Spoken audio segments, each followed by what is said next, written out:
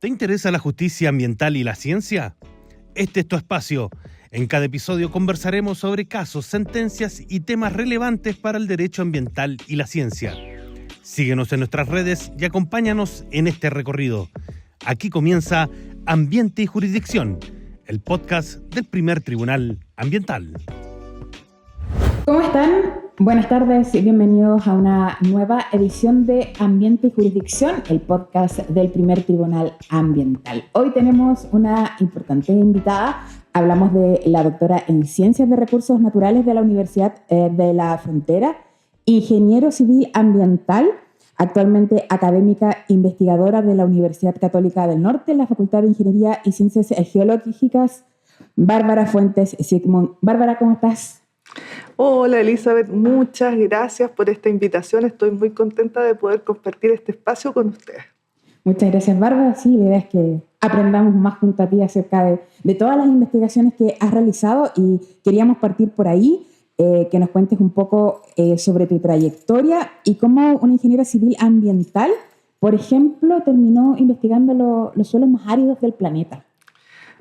Buena pregunta. Lo que pasa es que, el suelo como componente ambiental siempre me llamó la atención. Y cuando estuve estudiando en Temuco, allá estudiaba los suelos que son agrícolas.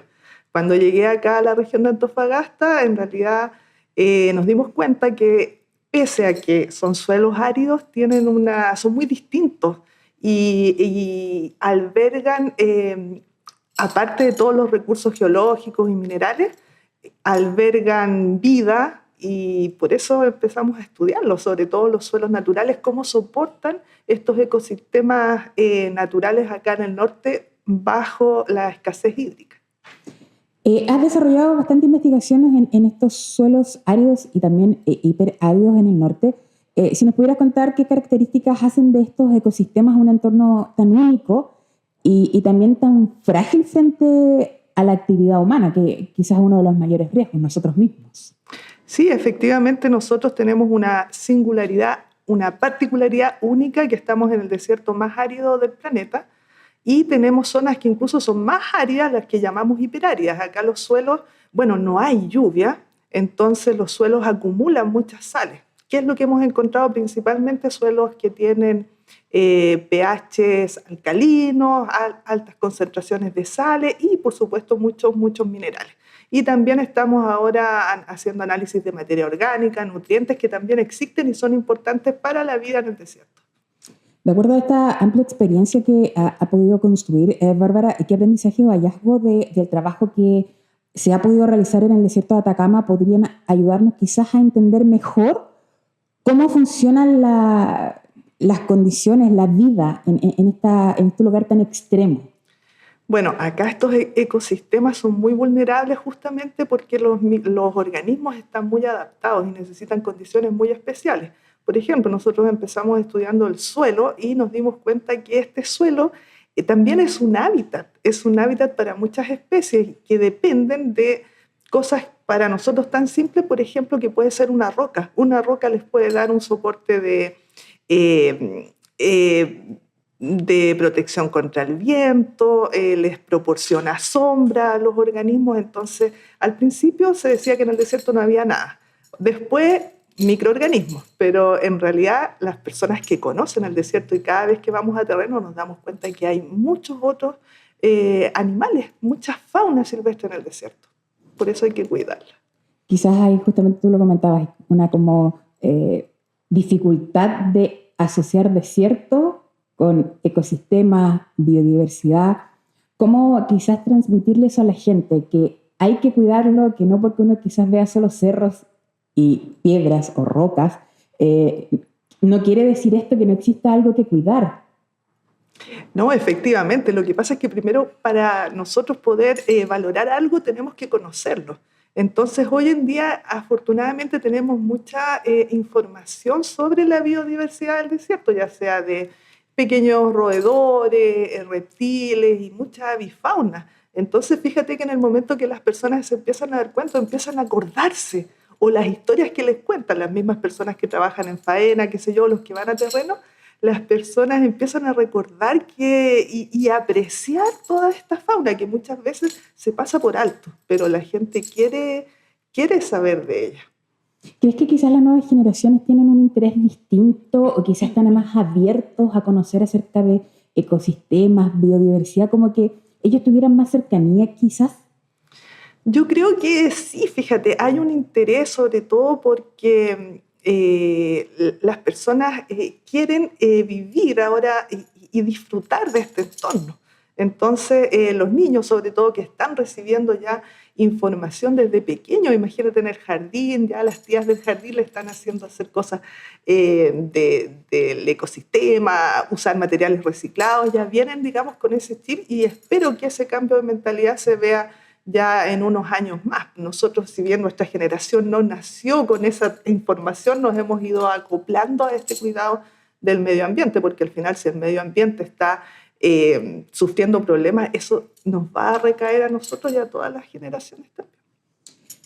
Y cuando hablamos de quizás degradación o recuperación del suelo, ¿qué señales ha podido observar en la investigación, por ejemplo, del cambio climático, de la escasez hídrica, en los ecosistemas costeros o desérticos? ¿Qué se ha podido observar en la investigación que se ha realizado?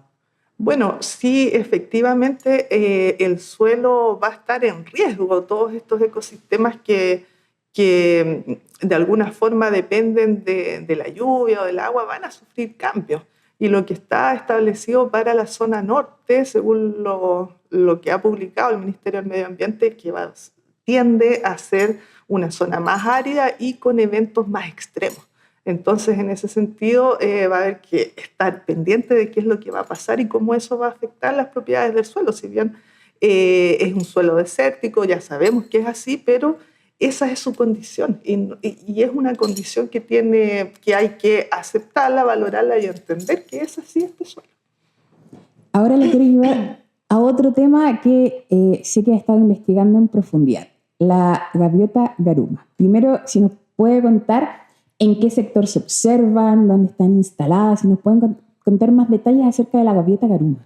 Esta gaviota garuma, oye, que a nosotros nos llama mucho la atención, es la gaviota, les digo a las personas que piensen en la gaviota que ven en las costas de Antofagasta, y es la gaviota de color, la plumita, la gaviota gris. No es la blanca, es la gris. Nosotros la podemos ver durante todo el año, pero en esta época, en la época entre octubre y febrero, llegan todas las gaviotas a alimentarse acá en la costa. Entre Tarapacá y Antofagasta se alimentan en la costa, y la particularidad que ellas tienen es que nidifican al interior del desierto. Ellas no nidifican en la costa, ellas viajan muchos kilómetros. Están reportadas las colonias de los sitios de nidificación, por ejemplo, a 30 kilómetros hacia el interior, a 90, 130. Entonces ellas son muy aventureras buscando estos sitios de nidificación, y eso nos llamó la atención. ¿Están instaladas entonces solo en el norte de Chile? Sí, ellas nidifican. Los sitios de nidificación solamente se encuentran acá en la zona norte. ¿Han hecho algún censo para ver la expansión de la gaviota garuma? ¿Cuándo empezaron a estudiarla ya más en detención? Nosotros empezamos a estudiar más que nada los sitios de nidificación. Entonces, ¿qué hacemos nosotros? Nosotros esperamos que termine la nidificación, y cuando ya ellas se van, ¿eso qué quiere decir? Que en el periodo de invierno nosotros vamos a muestrear qué pasó, porque ellas, como se alimentan en el océano y después están en los sitios de nidificación, hacen toda una transferencia de materiales orgánicos, alimentación, guano y otras cosas que quedan ahí en el desierto, y que eso uno piensa que, a raíz de que uno piensa que no hay nada, esos materiales quedan ahí, y que queremos saber qué va a pasar con eso, a quién benefician todos esos materiales y cómo cambian la composición del suelo. Ya lo comentaba recién Bárbara, la gaviota anida en el suelo del desierto a varios kilómetros del mar. Desde su perspectiva, ¿qué nos dice este comportamiento sobre la capacidad de adaptación de la biodiversidad local? Lo que decíamos, el desierto más árido del mundo, y nos encontramos con este tipo de especies, por ejemplo. No, es increíble pensar cómo esta gaviota elige esos sitios. Lo que está reportado por colegas que han estudiado mucho también la gaviota garuma es que probablemente estas zonas tengan menor cantidad de depredadores, por ejemplo, los depredadores naturales que ellos tienen y también los otros tipos de depredadores, por ejemplo, estos perros que son salvajes, cuando quedan abandonados, se juntan en grupo y los pueden atacar porque también lo andan buscando su alimento. Entonces, en estas zonas donde no hay agua, no hay nada, ahí no hay muchos depredadores naturales. Sin embargo, nosotros también pensamos que es muy importante que ellas busquen unas estructuras que son formaciones, piedras, donde ellas pueden refugiarse y hacer todo su nido y hacer todo el proceso de crianza, porque eso las protege de las condiciones adversas que hay en el desierto. O sea, uno va a muestrear a veces, tenemos 50, 55 grados en la superficie del suelo. Entonces es muy alta la temperatura y en la noche hace mucho frío, entonces ellas buscan este refugio. Pero son cosas que queremos saber, ¿no? Es lo que en eso estamos. Claro, porque uno asocia gaviota, mar, pero nidifican, como tú lo acabas de explicar, en un espacio adverso, o sea, 55 grados, muy elevado, mucho frío en la noche, pero se desplazan, hay mucho que estudiar, mucho que investigar y comprender cómo funciona este ecosistema. Queremos pensar cómo piensa esa gaviota, por qué lo hace y poder entenderlo y también poder ayudarla y poder facilitarle, digamos, las cosas o saber cómo hacer nuestras cosas de forma distinta, nuestros procesos de forma distinta para que no afecte este ciclo de vida tan interesante y único. Por eso te digo, en esta región hay otra especie también que es la golondrina de mar, que también habita en el desierto, pero ella busca unas cuevas. En cambio, la gaviota garuma lo hace en la superficie al lado de las piedras. Harto que investigar y descubrir acerca de la gaviota garuma. ¿Y cómo han llegado a estos sitios de nidificación? ¿Hay espacios que están más protegidos, por ejemplo, o solo están recién comenzando este proceso ya de investigación más profunda, quizás? Bueno, afortunadamente está la red de observadores de aves, tiene identificado las coordenadas, dónde están estos sitios de nidificación, y nuestro colega Roberto Aguilar, que es, le digo, el padrino de la gaviota garuma, nos acompaña, nos asesora, y vamos a estos sitios que están reportados. Ahora, ir a terreno ya es otro mundo, ahí nos tenemos que preparar muy bien, vamos todo el grupo con varios vehículos, con un montón de cosas que uno necesita para ir a estos terrenos, y están en distintas partes del desierto. En este minuto estos sitios, si bien la gaviota garuma es vulnerable, esa es su categoría de conservación, los suelos de los sitios de nidificación no están bajo una protección oficial. Sin embargo, todas las empresas tienen que reportar cuando están cerca o si generan alguna interacción con ellas. Bárbara, ¿cómo quizás la gente pueda acceder a la información? Hablábamos de que a veces desde el desconocimiento impide que uno pueda cuidar y colaborar. Pero ¿dónde la gente puede saber más de la gaviota garuma? Claro, eso es súper importante. Nosotros cuando generamos esta información siempre tenemos que hacer nuestra información científica, que son los artículos que se publican en revistas, pero eso fíjate que contribuye al público más científico, a la academia. Pero también es súper importante las otras actividades de difusión que nosotros hacemos y donde participamos, donde entregamos material y contamos a las personas, a los niños o a cualquier persona que quiera saber. Le contamos sobre la gaviota, aceptamos invitaciones a conversar también sobre la gaviota o hacemos exposiciones, pero siempre en esa vía, porque finalmente lo más importante es que las personas se apropien de ese conocimiento, lo valoren y ahí lo van a querer cuidar. O sea, es una forma distinta de ver ahora por qué está esa ave, por qué está este insecto, por qué, y saber que hay que cuidarlo. No somos lo único en el planeta. Y haciendo la conexión entre la gaviota y los suelos, ¿qué tipo de monitoreo o restauración del suelo podría favorecer a especies que dependen de estos ambientes quizás tan frágiles? Bueno, ahí es donde nosotros estamos mirando, porque hoy en día, claro, cuando llega una restauración del hábitat, fíjate que hay que dejarle como las mismas condiciones iniciales que habían. Es lo mismo cuando nosotros hacemos broma y decimos vamos a hacerle una nueva casa, una población.